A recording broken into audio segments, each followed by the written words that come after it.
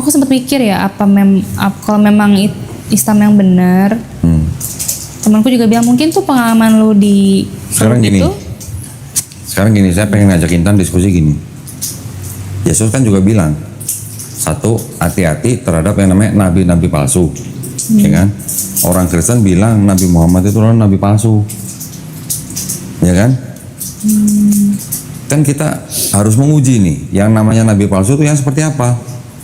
Berarti nabi palsu itu kan dia ajarannya beda sama ajaran Yesus.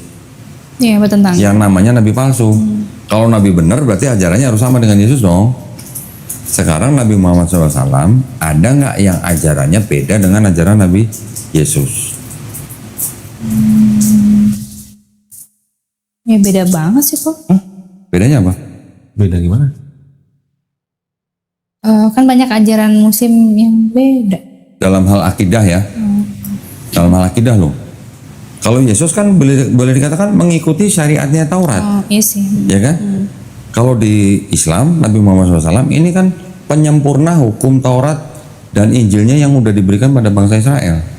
Ada mirip-miripnya, ada wudhunya, ada sholatnya, ada puasanya, ada kerudungnya, ya kan? Ada akikahnya, kan ada semua nih yang di Taurat sama di Islam nih. Tapi akidahnya, ajarannya Nabi Muhammad sama ajaran Nabi Yesus ada yang beda nggak? Akidah itu teologi maksudnya.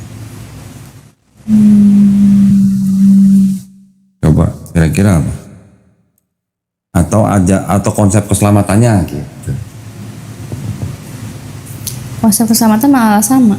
Sama, konsep keselamatan sama. Bertobat, berbuat amal soleh, masuk surga. Konsep ketuhanannya sama atau beda? Sama sih. Nah udah. Yesus bilangnya apa nih?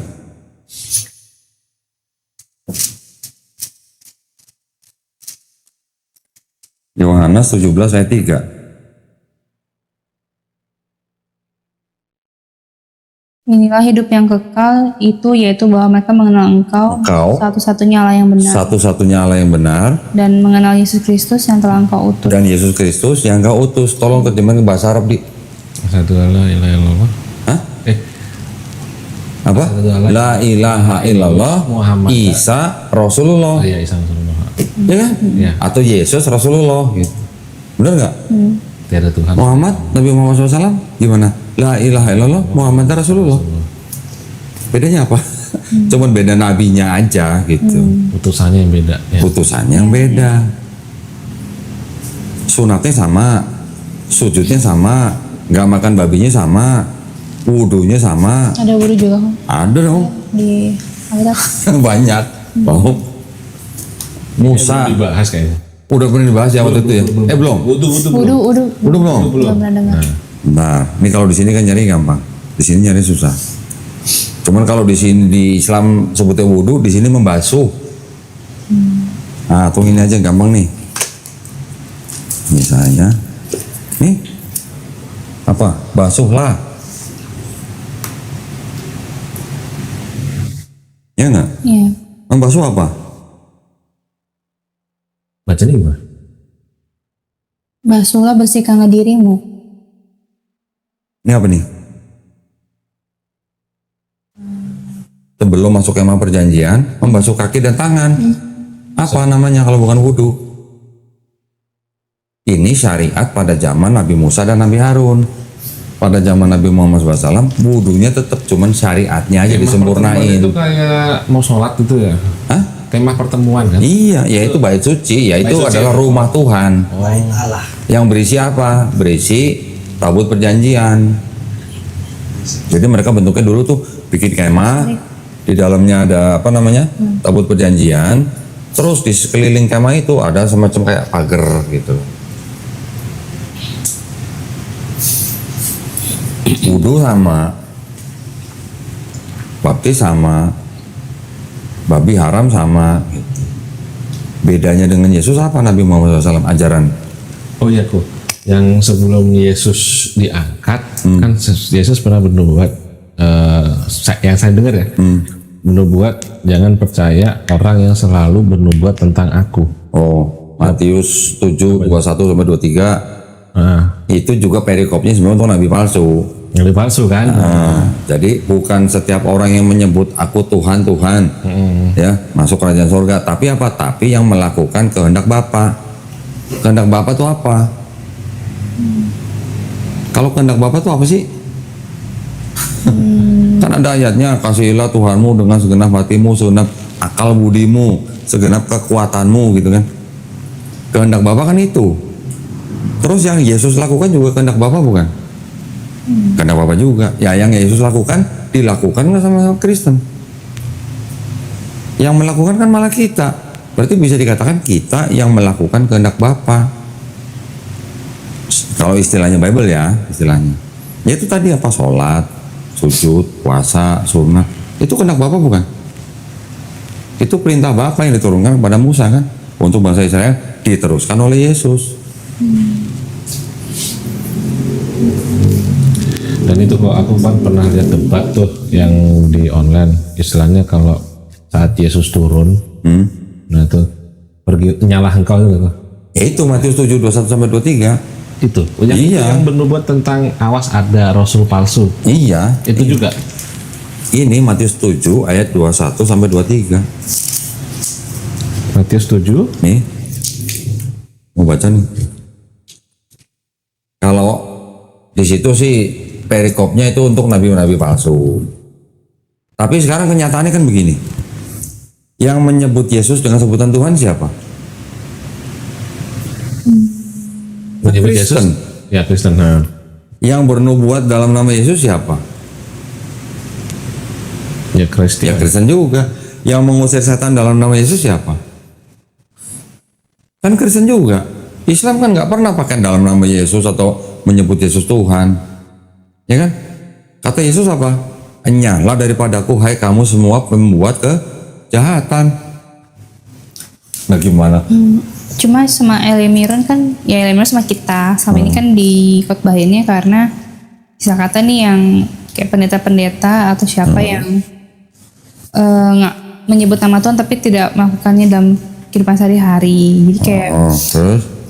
tapi juga aku mikir sih yang menurut perspektif Kodoni sama orang Muslim, iya aku sangat aku bilang ke temanku yang Muslim kan, aku bilang temanku yang Muslim juga tahu tuh yang hari akhir yang Yesus bilang aku tidak mengenal engkau gitu kan. Ya, aku bilang ke dia, gue jujur gue kepikiran takutnya bener. Jadi ini ada satu persamaan sih, ini kan sama-sama akhir zaman ya kejadiannya. Sekarang gini nih, Jadi, ya. saya punya satu point of view nih, POV nih, ya. Saya cuma pengen ngajak mikir doang nih. Saya sebagai orang Islam melakukan apa yang Yesus lakukan dalam Bible, ya. Tapi saya tidak menyembah Yesus sebagai Tuhannya. Saya menyembah Tuhannya Yesus nih, Tuhan yang Yesus sembah di Bible nih. Ketika saya mati, ternyata Yesus tuh benar-benar Tuhan. Oh ya, aku pernah dengar. Saya rugi nggak? Enggak. Tapi Intan sebagai orang Kristen misalnya, sepanjang hidupnya menyembah Yesus sebagai Tuhan, tapi tidak melakukan apa yang Yesus lakukan. Ketika Intan mati, ternyata Yesus bukan Tuhan. Rugi nggak? Rugi. Kalaupun saya mau dianggap rugi, lebih jauh mana ruginya Intan sama saya? Jadi kan saya resikonya jauh lebih kecil daripada orang Kristen. Gitu loh maksud saya. Saya nggak nyembah Yesus nih, saya nyembahnya Tuhannya Yesus nih yang disebut Bapa itu tuh. Masih ada benernya. Masih ada benernya. Kalaupun Yesus marah, kenapa lu selama ini nggak nyembah gua gitu? Bapak bilang tenang, dia udah nyembah gua. Gitu. Iya kan? Kalaupun rugi, saya ruginya apa? Rugi paling hanya rugi waktu melakukan ibadah, sholat, puasa dan segala macam lah. Capek-capeknya doang. Tapi secara keselamatan kan saya nggak rugi. Karena saya sudah menyembah Tuhan yang disembah sama Yesus gitu. Walaupun Yesus ternyata juga Tuhan, saya tetap nggak rugi karena saya sudah menyembah Tuhan yang disembah Yesus. Tapi Intan yang selama hidupnya menyembah Yesus, tapi nggak melakukan apa yang dilakukan Yesus, setelah mati ternyata Yesus itu bukan Tuhan loh. Bakal nangis bombay nggak? Gitu aja. Ya, mau dengan pengalaman pribadi apapun. Tapi kalau menyembah sesuatu yang nggak pernah disebutkan dalam kitab sucinya sendiri, disembah-sembah ternyata bukan Tuhan. Ketika terlambat, Intan cuma bisa minta dikembalikan lagi jadi manusia supaya bisa ngulang gitu. Tapi udah nggak bisa, udah nggak ada kesempatan. Kalau udah begitu. Iya, sama. No. Itu orang Kristen baca Quran begitu tuh. Saya memang tahu. Nah iya, nah sekarang maksud saya gini. Saya mau nanya satu. Jadi saya pernah nonton juga YouTube nih. Artinya memang sebenarnya di Bible itu dipalsukan betul. Tapi di sana ada nubuat yang menyatakan bahwa sebenarnya di Bible itu menyatakan bahwa nubuat nabi terakhir itu kan Nabi Muhammad ya, dan itu dihapus. Itu betul tidak itu kira-kira? Ya gini, kalau namanya saya kembali dulu ke Quran ya. Di Quran ada ayat, Quran surat Al-A'raf ayat 157. Dikatakan bahwa mereka beriman kepada nabi yang ummi. Siapa? Nabi Muhammad SAW yang namanya tertulis di dalam Taurat dan Injil. Nah, kalau yang kitabnya orang Yahudi ini disebut Taurat, kitabnya orang Kristen ini disebut Injil, di dalam sini ada nggak nama Nabi Muhammad SAW secara literal Muhammad gitu? Ada nggak? Menurut saya yang di itu ada sih yang Yahudi ya. Ada. Yang mana? Muhammadim. Muhammadim. Kidung Agung 516. Itu yang mana? Saya lupa persis. Oke, di teman-teman Islam sendiri ada yang klaim, bahkan Dr. Zakir Naik, almarhum Syekh Hamid Hidayat klaim bahwa ada nama Nabi Muhammad di situ. Karena di Kidung Agung 516 tertulis Muhammadim. Ya, Muhammadim diterjemahkan ke dalam bahasa Inggris the lovely ya, yang terpuji lah gitu. Tapi saya bukan mau membabi buta. Kata Muhammadim itu kalau diterjemahkan menjadi Muhammad, arti satu kalimat itu kan jadi nggak nyambung, ya kan? Ini lagi ngomongin apa, atau ada kata Muhammad itu kan nggak nyambung, ya kan? Lagi pula kata Muhammadim itu di seluruh perjanjian lama dipakai dalam 12 ayat, termasuk ayat itu. Dalam 12 ayat itu semua pakai Muhammadim. Kalau semua kata di dalam 12 ayat itu diganti jadi Muhammad, terjemahannya kan juga jadi ngaco, nggak nyambung gitu, ya. Jadi saya beranggapan itu bukan nama Nabi Muhammad SAW. Masalah sudah dihilangkan, disamarkan, disembunyikan, itu urusan orang-orang zaman dulu lah. Karena di kitabnya Yahudi dan kitabnya orang Kristen tidak ada jelas-jelas nama Muhammad, berarti buat saya ini bukan Taurat dan Injil yang dimaksud oleh Quran surat Al-A'raf ayat 157 itu. Itu pandangan saya. Apakah kalau di sini dan di sini tidak ada nama Nabi Muhammad SAW, apakah Quran jadi salah? Tidak. Enggak. Nah, Karena kita nggak tahu bentuk asli dari kitab yang. nah makanya tadi saya juga kan bilang di awal, ini bukan Taurat yang dimaksud Quran. Ini bukan Injil yang dimaksud Quran. Taurat dan Injil itu apa? Wahyu-wahyu yang diturunkan Allah SWT kepada Nabi dan Rasulnya untuk Bani Israel pada zaman itu. Dan ini sudah terbukti, bukan ditulis Nabi Musa, bukan ditulis Nabi Daud, yang itu bukan ditulis oleh Nabi Yesus. Berarti ini bukan Taurat, Zabur, Injil yang dimaksud Quran. Nah terus mana ayat kitab aslinya? Kan itu pertanyaannya. Kan tadi saya bilang wahyu.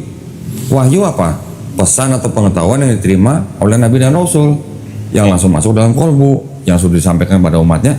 Itulah wahyu yang berisi tentang apa? Hukum, ketetapan, perintah, aturan dari Allah SWT kepada suatu kaum tertentu.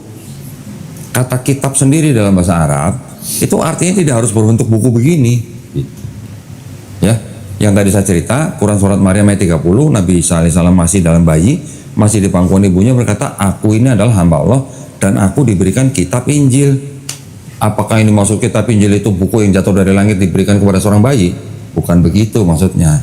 Itu adalah wahyu yang diberikan untuk Bani Israel berupa hukum, ketetapan, perintah, aturan. Kalau nggak salah ada juga yang bilang gini di Al-Quran. Nggak tahu ini ayat Al-Quran apa bukan. Apa? Sesungguhnya mereka mengenal Muhammad sama seperti anak mereka. Itu ayat di Quran. Di Quran, Ayat ya, Quran. benar ya? Nah itu maksudnya apa? Hebat, ngerti loh. Ini Kristen yang Muslim ini kayaknya. Iya. Berarti ini Krislam berarti ya? Islam. Itu maksudnya gini, orang Yahudi itu tahu persis ya bahwa Nabi Muhammad SAW itu ciri-cirinya gimana. Orang Yahudi tahu, di kitab-kitab mereka ada terbukti dengan indikasinya apa? Ketika paman Nabi membawa Nabi Muhammad SAW ketika masih kecil mau dibawa ke negeri Syam untuk berdagang. Di tengah perjalanan beristirahat, mampir di sebuah biara, ketemu dengan pendeta namanya pendeta Bukhaira. Pernah dengar? Pendeta Bukhaira pernah dengar? Pendeta Bukhaira ini manggil pamannya Nabi, namanya siapa? Abu Thalib. Dia nanya, anak itu siapa? Ya kan? Abu Thalib bilangnya anakku gitu. Keponakan sama anak tuh di Arab dianggap sama lah. Terus pendeta Bukhaira bilang apa? Mau dibawa kemana? Ke Syam. Jangan, bawa pulang. Kenapa? Karena anak itu punya tanda-tanda yang tertulis dalam kitabku. Punya tanda di punggung, dipayungi awan, pohon aja apa istilahnya bersujud atau meneduhi lah gitu. Disuruh bawa pulang, akhirnya dibawa pulang, nggak jadi bawa ke Syam. Karena takut apa? Takut dibunuh. Dari mana pendeta Bukhaira itu bisa ngomong begitu? Karena dia punya kitab yang ada tulisan begitu. Di sini ada nggak yang diomongin sama pendeta Bukhaira? Nggak ada. Berarti ini bukan kitab yang dimaksud sama pendeta Bukhaira juga kan? Itu maksud saya.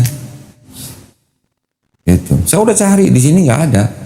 Yang disebut tanda-tanda di punggung, payungin awan, di sini nggak ada. Berarti ini bukan yang dimaksud sama pendeta Bukhaira itu. Nah, pendeta Bukhaira itu baca apa kalau begitu kan?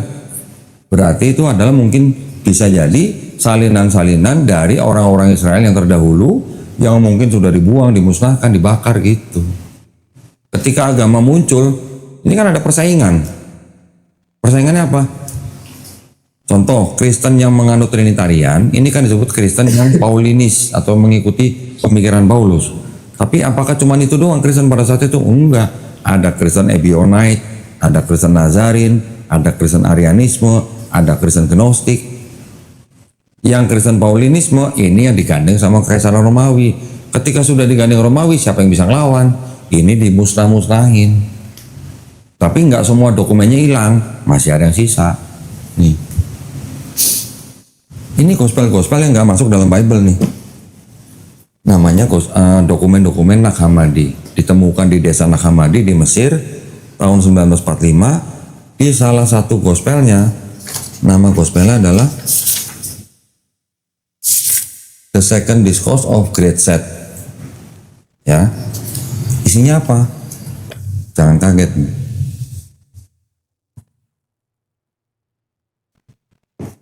Nih, 2 kalimat terakhir aja cukup.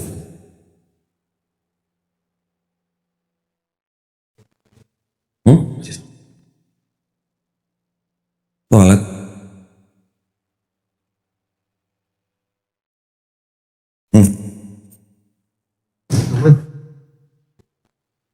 Itu tadi kan izin.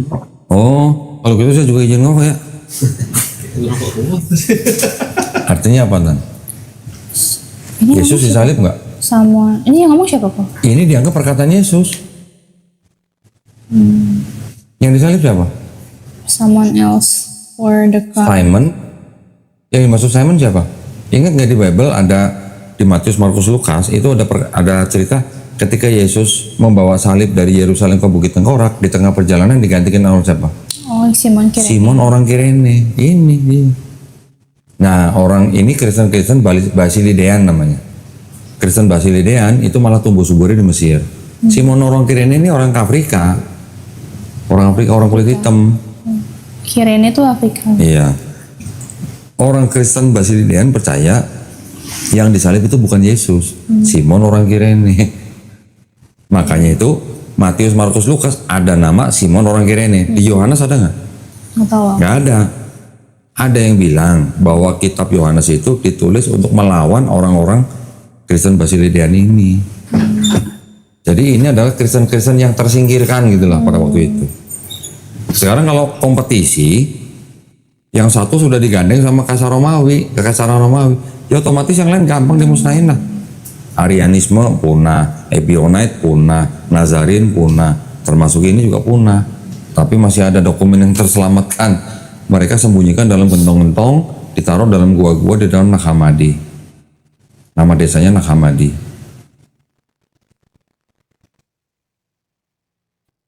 Menyusun Bible itu kan dengan cara kanonisasi. Ada puluhan gospel yang tersedia waktu itu. Dan itu dipilih-pilih sama Bapak Gereja. Oh, yang ini cocok masuk, ini cocok masuk, ini nggak cocok nggak masuk, ini nggak masuk, ini masuk gitu. Kayak orang Padang jualan, dipilih gitu. Mana yang enak-enak aja. Yang ceritanya sama masuk. Saya kasih lihat satu lagi nih. Jangan kaget ya. Saya belum kasih lihat Intan ya waktu itu ya. Ceritanya Yesus ngapain tuh sama Maria Magdalena? Izin ya? Yesus Maria. Oh yang Yang itu, iya, yang- iya. Udah ya? Udah? Oh udah. Nah itulah.